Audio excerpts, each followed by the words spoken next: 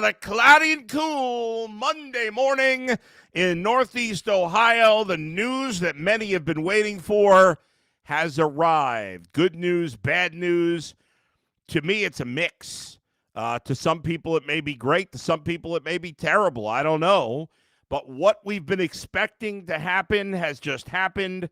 The Cleveland Browns have officially fired Kevin Stefanski and have not fired Andrew Berry. Stunning. I shouldn't say it's stunning because we kind of saw that coming, that they were not going to fire Andrew Berry, and it's not stunning at all that they have fired Kevin Stefanski. Let me give you the statements, and then I'll dive into them. Welcome to this live episode, of course. We're usually live, but this is a live episode, of course, of the Bullpen with Adam the Bull, brought to you by Bet Rivers. And Bet Rivers players who place a same-game parlay of at least $10 on NFL or NCAA football games will receive an entry into the weekly Squares game. Winning Squares can earn up to a $50 bonus bet per entry. See the Bet Rivers app or website for more details. You see the info right there. All right, let me read you the statements first. At 9:17 this morning, from the Haslam family. Good old Jimmy. This is from D and Jimmy. We have a tremendous gratitude for Kevin's leadership of the Cleveland Browns over the last 6 seasons. He is a good football coach and an even better person. We appreciate all his hard work and dedication to our organization, but our results over the last 2 seasons have not been satisfactory, and we believe a change at the head coaching position is necessary. We wish Kevin, Michelle, and the Stefanski family all the best in the future. Andrew Berry will continue to lead our football operations. The entirety of our focus is on building a team that brings our fans the success they long deserve, blah, blah, blah, blah, blah. Andrew, I'm going to skip the next part because it's all nonsense. Andrew will immediately begin our thorough process to find an outstanding new head coach and leader of our football team. We have an exciting young core to build upon, and Andrew and his team are intent on adding talent to this core and building out a roster that can achieve sustainable success. How about any success? He hasn't built a roster that could sustain any success, or that could have any success, let alone sustainable success. They haven't even come close to that. So, all right, I'm going to dive into it in a second, but first let me read the statement that Andrew Berry made. Just so we have all the information here. This is from Andrew Berry. This was a difficult decision, and today is a tough day for our organization because the impact Kevin has had, blah, blah, blah, meaningful relationships, great respect. Over the time, he's been more than a coach, but also a partner, blah, blah, blah. I don't care. Nobody cares. Kevin's steady hand led us through turbulent process. I'll read it. Kevin's steady hand led us through the most turbulent part of our strategic pivot and transitional period. I mean, how am I supposed to take you serious? The way some of these GMs talk is just ridiculous. But anyway, working with a young team, an imperfect roster, at least he admitted that, he laid a foundation of professionalism while also creating an environment of learning for a new wave of Browns players. I am disappointed that we could not accomplish more together, and the collective underperformance of our group is something I own. Underperformance. So he doesn't own it. He's not owning it at all. By saying underperformance, you are blaming the head coach. That's simple. He's saying we got the players, they didn't play well enough. That's wild. Huh. We will remain steadfast in our commitment to our fans in the building. They don't care about the fans. Most owners don't care about the fans. Now our attention turns to the search for the person to lead and develop what will be a young offense with heavy investment over the next 6 months to match and build on the performance of a young defense that is already playing at an elite level. All right. I don't know that they're playing at an elite level. They're playing – Myles Garrett is playing at an elite level. A couple other guys, I don't know as a whole. I don't know that any defense is really playing at an elite level, but all right, whatever. So there's the statements. And I'll say this. Number one, by the way, let me just clarify. I had tweeted that Zach Jackson was going to be on with me. Unfortunately, where Zach was – the internet connection, we're doing these things. I asked Zach at the very last second. obviously, as soon as we heard the news, to join me. He graciously accepted my invitation, but unfortunately, where he was at the time was not good internet. So rather than have him on now with bad internet, we'll have him on later in the week, and we can, after I give you my thoughts today, and then later in the week we'll get thoughts from Zach, probably either Wednesday or Friday.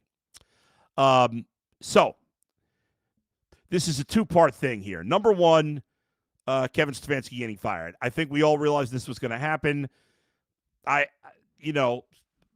We had heard off, behind the scenes that this was a short thing the last 2 days. Not that was some big shocker or anything, but rumblings have it Kevin Stefanski's already potentially going somewhere else. We'll see how things happen. Whatever happens to him down the line, I liked Kevin Stefanski a lot the first few years he was the head coach here. I was a big supporter. I thought he was a good choice. I do think it was clearly, in my opinion, time to replace him as head coach, and not because he's necessarily a bad head coach, just because there's been too much losing.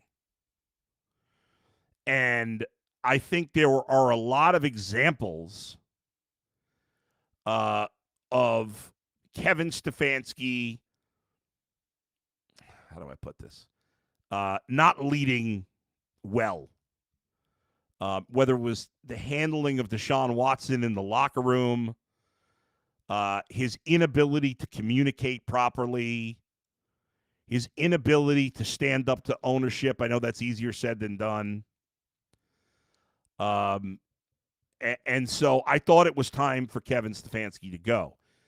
Now, the other part of this, the fact that Andrew Berry is keeping his job is to me insane. And I know all the excuses will be made.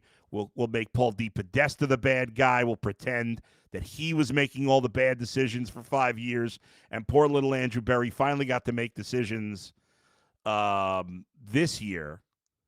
And he's, he did a good job in this draft. Didn't get any, of the key positions, but he did a good job.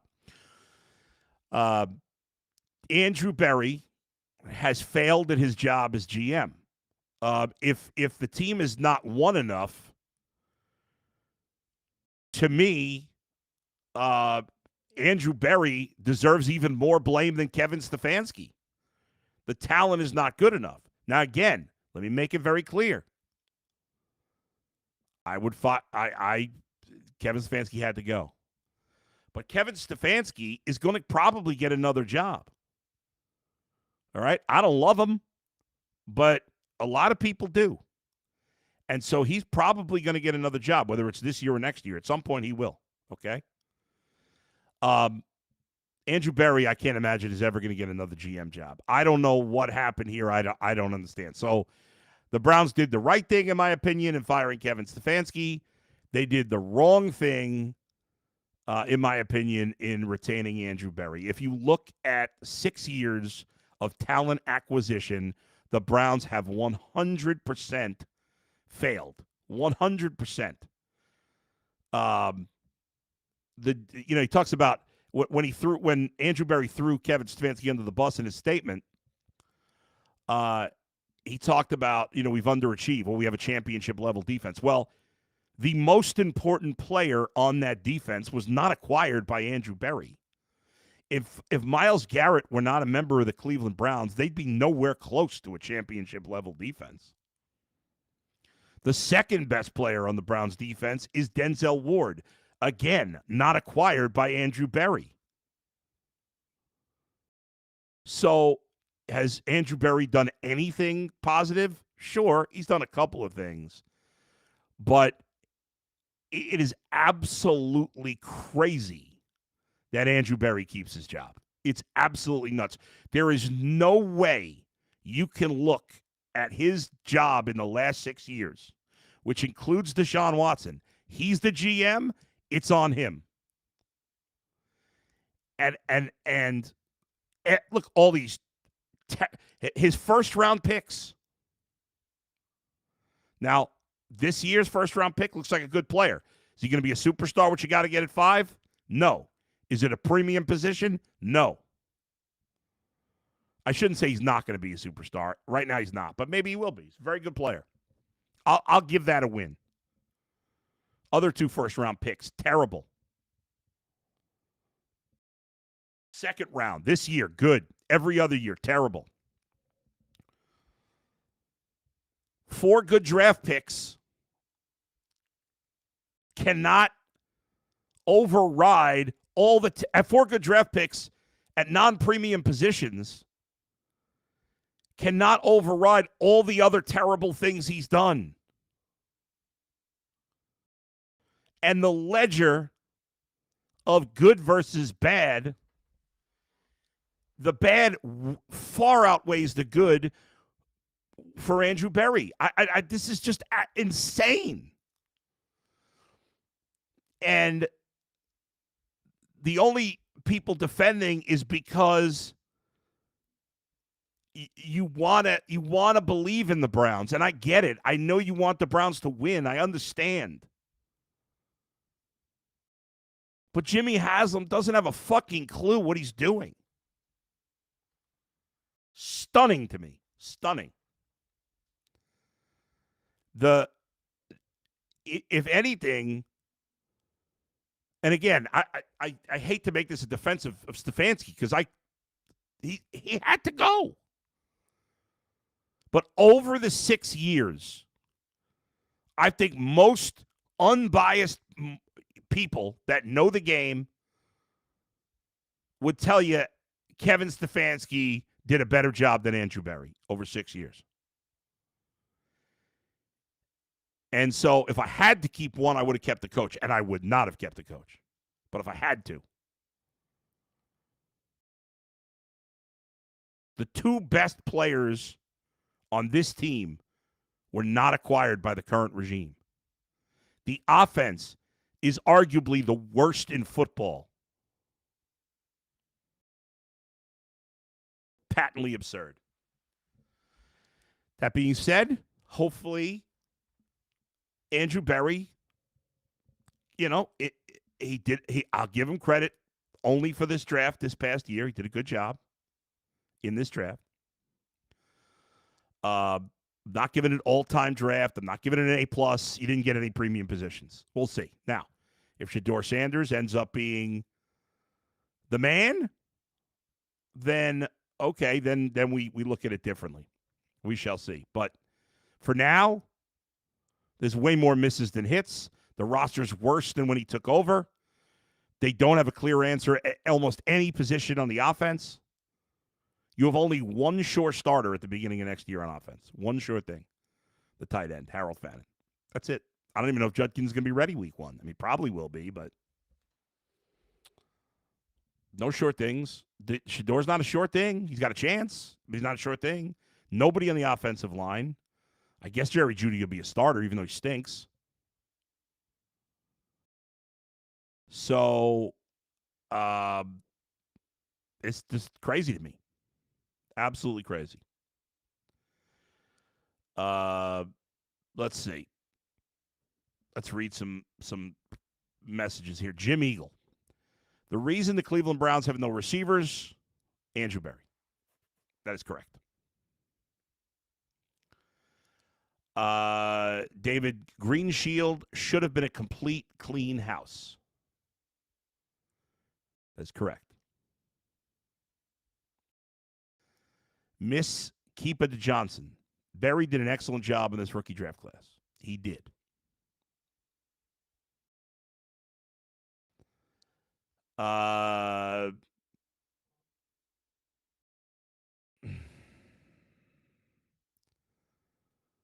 Let's see.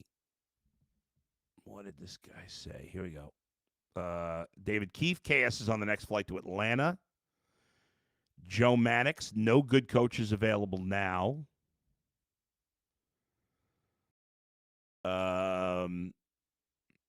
Keith Beacham, ownership has made their decision. Don't beat this AB take to death. I am responding to what just happened. If you don't like what I'm saying, you don't have to watch. I'm not forcing you.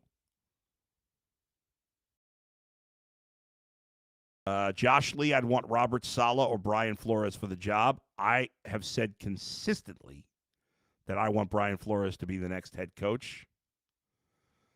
If Andrew Berry hires Brian Flores, I'll feel a little better about Andrew Berry.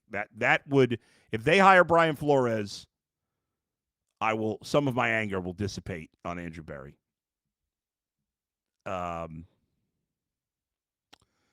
Cleveland made 216. I hope the Browns abandon the analytics. That would be a huge mistake. You don't abandon, you find a balance. Matt Chapman should have been both, but I think Berry is out if he can't stack one or two more drafts like the past. Well, then we waste another 2 years. Okay. Patrick says Cleveland will be Cleveland.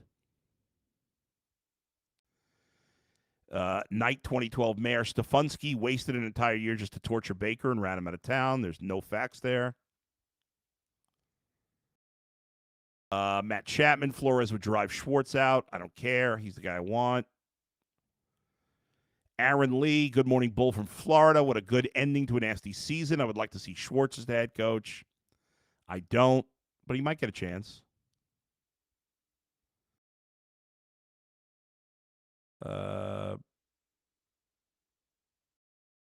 Rolling with Ben, give Shador the offseason. He's going to have the offseason. Good luck blaming Kevin Stefanski for Deshaun Watson. Yes, that's what happened. Kevin Stefanski made Deshaun Watson stink. That's realistic. Wow. Cleveland made balance. Yes, Bull. Thank you for correcting me. 100%. Yes, exactly. You can't be all one or the other. If you're all gut or all analytics when it comes to football, you're making a huge any sport.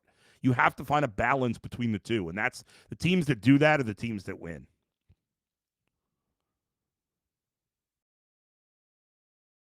Let's see. Wayne Company. The Steelers made the playoffs with one wide receiver and no O-line because they have a great coach. We need a good coach. It's not on AB.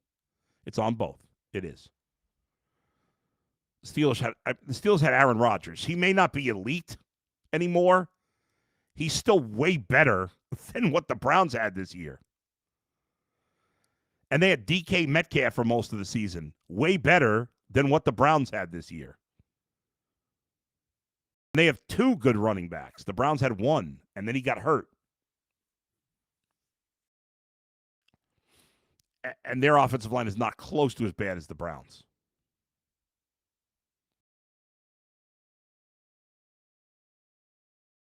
Okay. Nightmare says Jets deserve Stefanski. And A-Class says Kevin got a raw deal. Watson deal destroyed the team. Sanders is not the answer. We shall see if he's the answer or not. Thank you for joining me for this live breaking news edition. Thanks to Z and Alex, who were able to put this together in about 10 minutes after we got the breaking news. A good job out of them. My guy Brian Monzo, executive producer, and the rest of the crew here that works on my show so hard. Thanks to Sammy Hill and all the rest of you on the chat. Sammy, thanks for the bull emojis. And please hit the subscribe button if you haven't done so already. I'll be on the Ultimate Cleveland Sports Show in about 90 minutes with Jason, Jay, and G. Bush. Dustin will join me on the podcast live at 9 a.m. tomorrow. Until then, we'll talk to you next time. Thanks, everybody. Where else but right here in the Bullpen with Adam the Bull, brought to you by Bet Rivers. See ya.